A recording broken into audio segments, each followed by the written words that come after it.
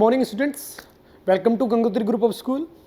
आज मैं आपको बताने जा रहा हूँ कि जो साइनोसोडियल वेव होती है उसकी इक्वेशन y बराबर a sine omega T, y बराबर a sine omega T plus minus के एक्स, ये किस प्रकार से आती है, क्या होती है साइनोसोडियल वेव। इसके लिए एक एग्जाम्पल लेता हूँ मैं, स्ट्रिंग वेव।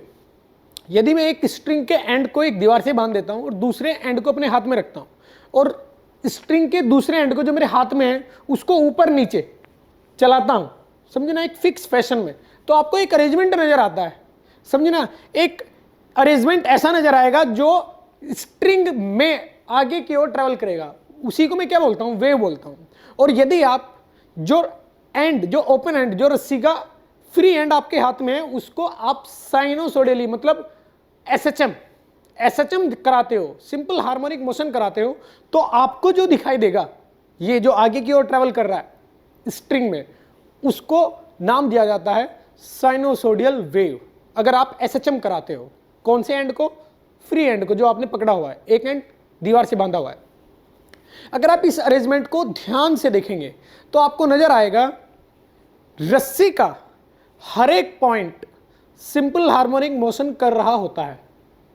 एक्चुअल में जो आपको ये वेव नजर आएगी ऐसे रस्सी में, ये जो वेव नजर आएगी आपको रस्सी में, ये वेव को देखने के दो नजरिए हैं। एक नजरिए क्या है कि आप कंप्लीटली रस्सी को देख रहे हो, आपको ये पैटर्न नजर आएगा, साइनोसोडियल एक फंक्शन आपको नजर आएगा। अगर साइन को प्लॉट भी करता हूं मैं थीटा के साथ तो भी इसी प्रकार का होता है। तो एक इस टाइप का अरेंजमेंट आपको नजर आता है रस्सी में, तो इसको हम कहते हैं वेव। दूसरा नजरिया क्या है, हमने पढ़ा है सिंपल हार्मोनिक मोशन। यदि आप इस अरेंजमेंट को, इस वेव को ऐसे देखते हैं कि इस रस्सी का हर एक पॉइंट कंसीडर करो, हर एक पॉइंट, कोई भी एक पॉइंट देखो, वो सिंपल हार्मोनिक मोशन कर रहा होगा। आपने रस्सी के एक एंड को सिंपल हार्मोनिक मोशन दिया अपने हाथ से, अब वो मोशन ट्रांसफर होता है रस्सी के हर एक पॉइंट में। कुछ देर के बाद आपको पूरी रस्सी इस शेप में नजर आएगी, समझे ना, साइनोसोडियल इस शेप में नजर आएगी और कंटिन्यूसली फिर ये वेव ट्रेवल कर रही होगी आगे की ओर। जैसे यही चीज होता है कि अगर मैं एक पानी के सरफेस पर फक्त एक स्टोन फेंक देता हूं, पानी के सरफेस पर एक स्टोन फेंक देता हूं, तो वहां भी वेव बाहर की ओर, पत्थर जो जहां आपने फेंका है उससे बाहर की ओर ट्रेवल करती है पानी के सरफेस पर, समझे, वो भी इस पैटर्न में ही होती है, बाहर की ओर ट्रेवल करती जाती है, रेडियस बड़ी होती जाती है, क्लियर, कंटिन्यूसली ट्रेवल करती जाती है। तो वहां भी यदि आप पानी के सरफेस पर कोई एक कॉर्क फेंक दें, समझे ना, एक कॉर्क रख दें और फिर पत्थर फेंकते हैं किसी पॉइंट पर, तो वो कॉर्क आपको ऊपर नीचे चलती हुई नजर आएगी, आगे नहीं जाएगी वो कॉर्क, ऊपर नीचे आपको पता चलेगा कि वो कॉर्क सिर्फ ऊपर नीचे चल रही है। तो वही बात मैं यहां बोलने जा रहा हूं कि रस्सी का हर एक पॉइंट सिंपल हार्मोनिक मोशन कर रहा होता है जब उसमें वेव ट्रांसफर होती है, समझे, जब उसमें वेव मूव करती है तो रस्सी का हर एक पॉइंट सिंपल हार्मोनिक मोशन कर रहा होता है। और किस प्रकार से कर रहा होता है कि वो अपने से प्रीवियस वन, अपने से पहले प्रीसीडिंग पॉइंट के मोशन को रिपीट कर रहा होता है, समझे कैसे, ये मैं आपको समझाने जा रहा हूं। देखो, मैंने ये रस्सी ली, पहले इसको मैंने टाइट किया, एक एंड दीवार से बांधा, दूसरे एंड को हाथ में पकड़ा हुआ है, इस एंड का नाम मैंने पी दिया, ये टी बराबर 0 है, यहां रस्सी में टेंशन है, मैंने उसको स्ट्रेच किया हुआ। अब पॉइंट पी को मैं किसी भी हेल्प से, मैं बोल रहा हूं या मैंने अपने हाथ से ही, आपको ये अरेंजमेंट ही बना सकते हैं, यहाँ एक मशीन भी बना सकते हैं कि पॉइंट पी को एक मशीन से बांध दिया और मशीन वो एसएचएम करती है, क्लियर। तो मैंने यहाँ पॉइंट पी को एसएचएम दिया, मैं ऊपर लेके जा रहा हूं, किस प्रकार से एसएचएम दिया, देखो, पॉइंट पी की ये मेन पोजीशन है, ये पॉइंट पी की मेन पोजीशन है, यहां से अब मैं पॉइंट पी को एसएचएम कराना स्टार्ट करूंगा। ये टॉपिक बहुत इंपॉर्टेंट है, ध्यान से समझना। एसएचएम कराना स्टार्ट करूंगा, ऊपर की डायरेक्शन मैंने पॉजिटिव मानी और नीचे की डायरेक्शन में निगेटिव मान रहा हूं, और ये अलग अलग इंस्टेंट पे मैंने फिगर बनाए हुए हैं। जैसे ही मैं इसको ऊपर करूंगा तो कुछ देर के बाद, थोड़े से इंस्टेंट के बाद आपको ये फिगर नजर आएगा, थोड़े से समय के बाद ये पॉइंट यहां से यहां जा चुका होगा और रस्सी कुछ इस शेप में आपको नजर आएगी, फिर और समय बीतने देता हूं तो पॉइंट थोड़ा और ऊपर चला जाएगा, रस्सी इस शेप में नजर आएगी, पॉइंट पी ऊपर जाएगा क्योंकि मैं उसको क्या करा रहा हूं, एसएचएम करा रहा हूं। एसएचएम में मीन पोजीशन से एक फिक्स डिस्टेंस तक पार्टिकल जाता है, फिर वापस आता है मीन पोजीशन की ओर, फिर निगेटिव रीजन में जाता है मैक्सिमम पॉइंट तक, एक्सट्रीम मैक्सिमम पॉइंट तक, फिर दोबारा मीन पोजीशन पे आता है। तो वही कर रहा हूं मैं। तो यहां तक पॉइंट पी को ऊपर पॉजिटिव डायरेक्शन में लेके गया मैं, ये डिस्टेंस ए मान लेता हूं। तो यहां से लेके मतलब इस पोजीशन से लेके यहां तक, तो वो पोजीशन मैंने यहां इस फिगर में दर्शा रखा है, ये एक्सट्रीम पॉजिटिव लोकेशन है। अब इसके बाद पार्टिकल को फिर नीचे खींच रहा हूं मैं, तो धीरे धीरे रस्सी की शेप आपको ये नजर आएगी, समझे ना, यहां से यहां, यहां से यहां और यहां से यहां।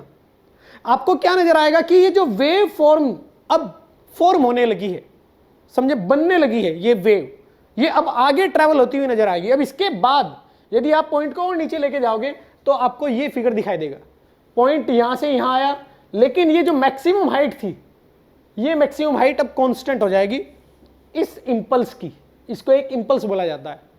ये मैक्सिमम हाइट कितनी होगी, वो जो आपने पॉइंट पी को मैक्सिमम ऊपर तक लेके गए थे आप। अब जब इस पॉइंट पी को नीचे लेके आओगे तो ये अरेंजमेंट आगे शिफ्ट होता हुआ नजर आएगा आपको। इसके बाद ये पॉइंट नीचे आएगा तो ये आपको कंप्लीट ऐसे शिफ्ट होता हुआ नजर आएगा, एक कंप्लीट इंपल्स बन जाएगा, थोड़ा सा और आगे जाएगा ये पॉइंट। अब फिर नीचे लेके जाओगे, नीचे लेके फिर ऊपर लेके जाओगे तो ये कंप्लीट बन जाएगा, ऐसा एक वेव कंप्लीट फॉर्म हो जाएगी। तो यहां ध्यान देने वाली ये बात है कि पॉइंट पी के मोशन को यदि आप प्रदर्शित करना चाहते हो, सिर्फ पॉइंट पी के मोशन को, पॉइंट पी के मोशन की बात कर रहा हूं मैं, तो पॉइंट पी के मोशन के लिए आप इक्वेशन ये लिखोगे, हाँ या ना, क्योंकि पॉइंट पी का मोशन एसएचएम है, सिंपल हार्मोनिक मोशन है, और t बराबर 0 पर वो अपनी मीन पोजीशन पर है, तो उसकी इनिशियल फेज हो जाएगी 0, और उसकी इक्वेशन में इस प्रकार से लिखूंगा, सिंपल हार्मोनिक मोशन होता क्या है, y बराबर a sin omega t plus phi होता है। फाई क्या है, इनिशियल फेज, पॉइंट पी की इनिशियल फेज क्या है 0, क्योंकि पॉइंट पी t बराबर 0 पे अपनी मीन पोजीशन पे है। तो पॉइंट पी के मोशन के लिए मैं ये इक्वेशन लिखूंगा, क्योंकि पॉइंट पी क्या कर रहा है, सिंपल हार्मोनिक मोशन। अब मुझे क्या करना है, मुझे उस स्टेट की इक्वेशन देनी है जिस स्टेट में वेव कंप्लीट स्ट्रिंग में है, मतलब ये कंप्लीट स्ट्रिंग में है, उस स्टेट की इक्वेशन देनी है। समझ में आई बात, मतलब एक इक्वेशन से ही मैं स्ट्रिंग के किसी भी पॉइंट का डिस्प्लेसमेंट किसी भी टाइम पर दे सकूं, एक ऐसी इक्वेशन मुझे चाहिए। दोबारा फिर बोलता हूं क्या बोला मैंने, अभी मेरे पास क्या आया, स्ट्रिंग के पॉइंट P का डिस्प्लेसमेंट क्या है, ये मेरे पास आया, स्ट्रिंग के पॉइंट P का डिस्प्लेसमेंट क्या है, ये मेरे पास आया। ये तो आसान था, लेकिन मुझे एक ऐसी इक्वेशन देनी है जो स्ट्रिंग के किसी भी पॉइंट का डिस्प्लेसमेंट किसी भी टाइम पर दे सके। एक ऐसी इक्वेशन मुझे निकालनी है, प्रूव करनी है। तो देखो मैं कैसे सोचना स्टार्ट करूंगा। मुझे पता है कि ये पॉइंट ले लेते हैं, मान लेते हैं ये पॉइंट ले लेते हैं, ये पॉइंट में बोल देता हूं P डैश, ये पॉइंट में बोल देता हूं P डैश। समझ में आई बात। अब यहां से लेके यहां तक आने में मान लेता हूं T सेकंड लगे, ये जो समय है इसको मान लेता हूं T बराबर T सेकंड, यहां से लेके यहां तक आने में T सेकंड लगते हैं, ये मान लेते हैं। अब जो मैं पॉइंट बोलने जा रहा हूं उसको बड़े ध्यान से समझना। ये पॉइंट P डैश अगर मैं यहां कंपैरिजन करता हूं, इस फिगर में यहां है, इस फिगर में यहां है, इस फिगर में यहां है, इस फिगर में यहां है, अगर P डैश और P के फेज में कंपैरिजन किया जाए तो कौन फेज में आगे है, P डैश या P, कौन आगे है? P आगे है, फेज में P आगे है। P इतना रोटेशन करने के बाद, मतलब P इतना रोटेशन कर चुका है, यहां है अब T सेकंड के बाद, और P डैश अब ऊपर जाना स्टार्ट किया है। P डैश की अब फेज 0 है, अब P डैश ने ऊपर जाना स्टार्ट किया है। पी डैश का मोशन अब स्टार्ट हुआ है टी सेकंड के बाद, और जो पी है वो कुछ एंगल रोटेट कर चुका है, ए तक जाके वापिस आ चुका है, यानी फेज में आगे कौन है, पी आगे है, पी डैश पीछे है। आई बात समझ में, पी डैश क्या है, पीछे। तो यदि मैं इसकी फेज निकालना चाहता हूं किसी टाइम टी पर, इसकी फेज, तो देखो मैं कैसे सोचूंगा। देखो यदि मैं कहता हूं कि ये पी डैश इस ओ से, इस लोकेशन से x डिस्टेंस आगे है, ये मैं मान लेता हूं कि पी डैश x डिस्टेंस आगे है, और ये जो इंपल्स आगे की ओर मूव कर रहा है, समझे ना, ये जो अरेंजमेंट है, ये जो डिस्टर्बेंस है आगे की ओर जो मूव कर रहा है, उसकी स्पीड मान लेता हूं v है, यानी वेव की स्पीड v है। ये जो मैं डिस्टर्बेंस क्रिएट कर रहा हूं, ये आगे की ओर स्ट्रिंग में v वेव स्पीड से चल रहा है, मान लेता हूं। दो चीज मुझे माननी पड़ेगी कि पी डैश की लोकेशन क्या है और इस वेव की स्पीड v है, vw ये है, मान लेते हैं। तो इस t को मैं कैसे लिख सकता हूं, इस टाइम को। देखो यहां से यहां डिस्टर्बेंस पहुंचा, पहले पॉइंट P को मैंने डिस्टर्बेंस दिया, अब वो डिस्टर्बेंस यहां पहुंच चुका है, कितना आगे, x आगे। तो अगर मैं t निकालना चाहता हूं तो कुछ इस प्रकार से निकालूंगा, v wave distance upon velocity time. ये टाइम कौन सा टाइम है, यहां से लेके यहां तक आने का टाइम, इस फिगर से इस फिगर तक आने का टाइम, यानी ये टी सेकंड जो मैंने बोला था, इस फिगर को आने में जो समय लगेगा वो टी सेकंड मैंने बोला था, तो वो टी सेकंड ऐसे आएगा, x बाय वी ओमेगा।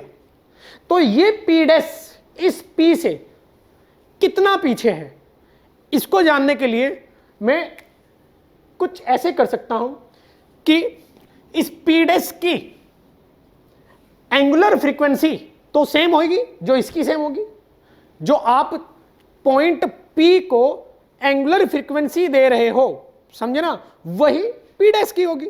तो अगर मैं P डैश को ये कैलकुलेट करता हूं कि P डैश P से कितना पीछे है, तो यहां से लेके यहां तक आने में, यानी यहां से लेके यहां तक आने में जो टाइम आएगा वो आएगा ये x by v omega into v wave into omega.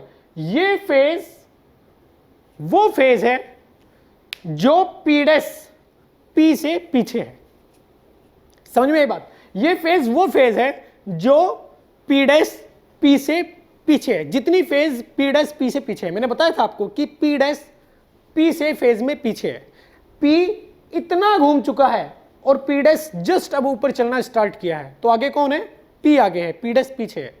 कितना पीछे है, ओमेगा इंटू टाइम। आई बात समझ में। हर एक पार्टिकल स्ट्रिंग में एसएचएम कर रहा होता है सेम एंगुलर वेलोसिटी के, एंगुलर फ्रीक्वेंसी के साथ जो आपने पॉइंट P को दी है।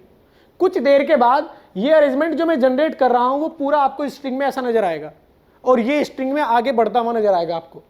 तो उस स्टेट में हर एक पार्टिकल, जैसे ये पार्टिकल, इसकी मैं बात कर रहा हूं, हर एक पार्टिकल क्या कर रहा होगा, एसएचएम कर रहा होगा सेम एंगुलर फ्रीक्वेंसी के साथ, और सबकी मीन पोजीशन क्या होगी, ये सबकी मीन पोजीशन होगी।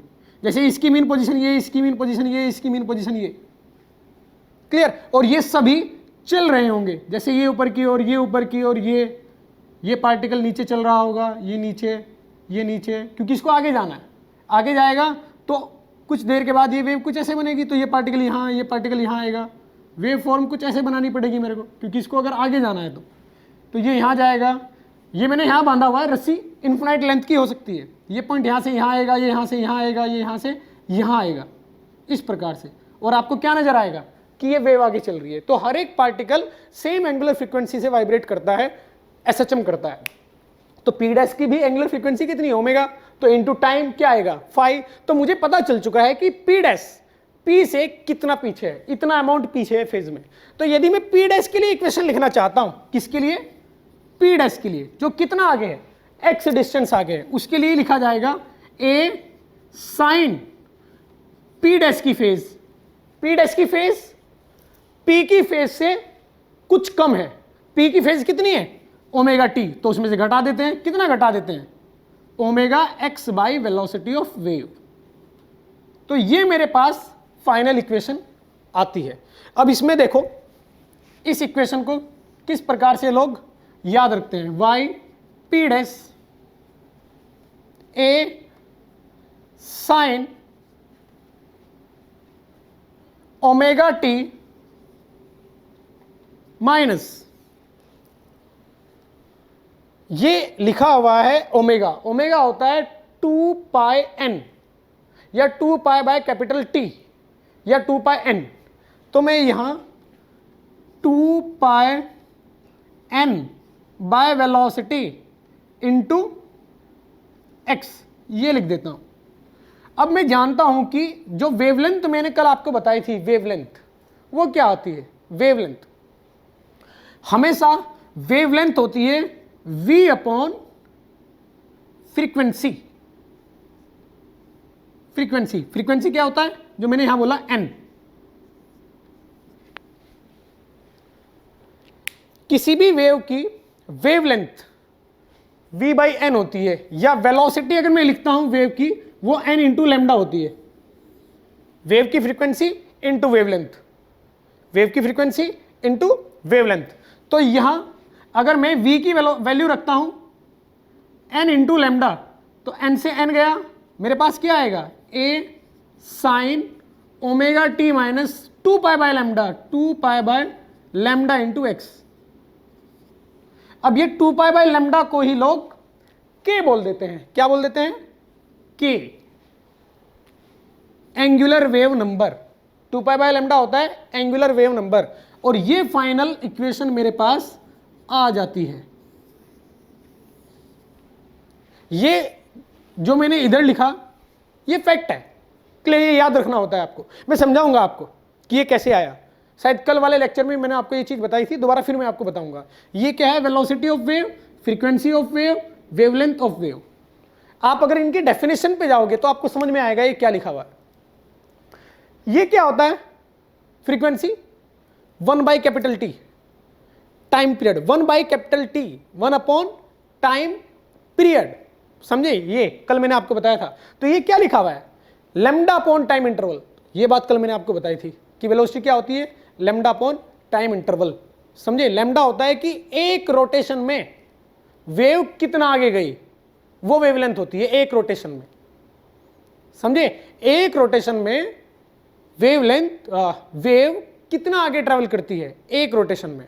अगर मैं कहता हूं कि एक रोटेशन का टाइम t है और वेव की वेलोसिटी v है, तो आगे कितना जाएगी, इतना जाएगी। Velocity into time interval, time period, velocity into time period, इतना आगे जाएगी वेव। और उसको नाम क्या दिया गया, वेवलेंथ, उसी का नाम वेवलेंथ होता है। तो यहां से मुझे पता चला कि वेलोसिटी क्या आएगी, लैम्डा अपॉन टी, यानी फ्रीक्वेंसी इंटू लैम्डा या एन इंटू लैम्डा। फ्रीक्वेंसी को दो तरीके से प्रदर्शित किया जाता है, एन से भी और म्यू से भी।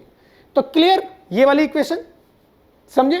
अब ये प्रूव हो चुका है जो मैंने आपको बताया था। यहां नेक्स्ट पॉइंट ये आता है कि सर इसमें प्लस माइनस है और इसमें सिर्फ माइनस आ रहा है, इसको कैसे समझाओगे आप।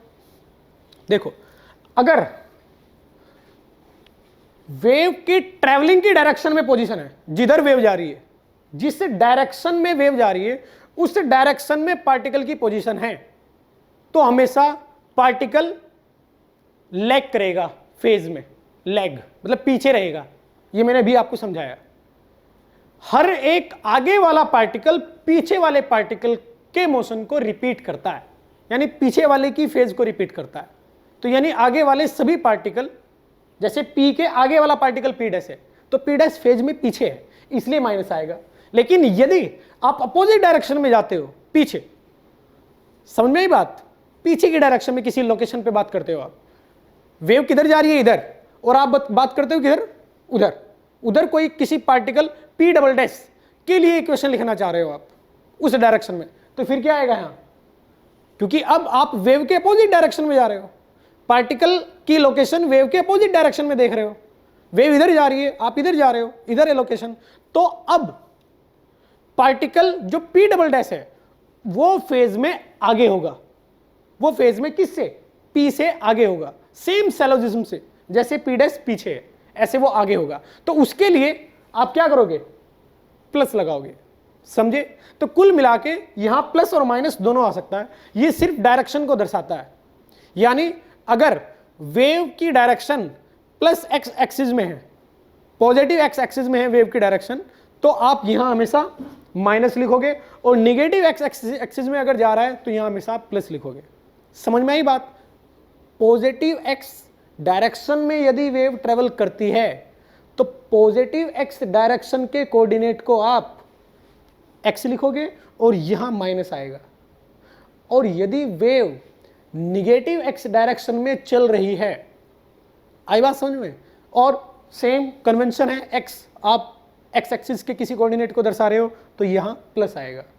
तो ये प्लस माइनस मुझे वेव की डायरेक्शन बताता है, सिर्फ माइनस तो पॉजिटिव एक्स डायरेक्शन, प्लस तो निगेटिव एक्स डायरेक्शन में वेव ट्रेवल कर रही है। तो मुझे लगता है कि ये चीजें आपको समझ में आई होगी।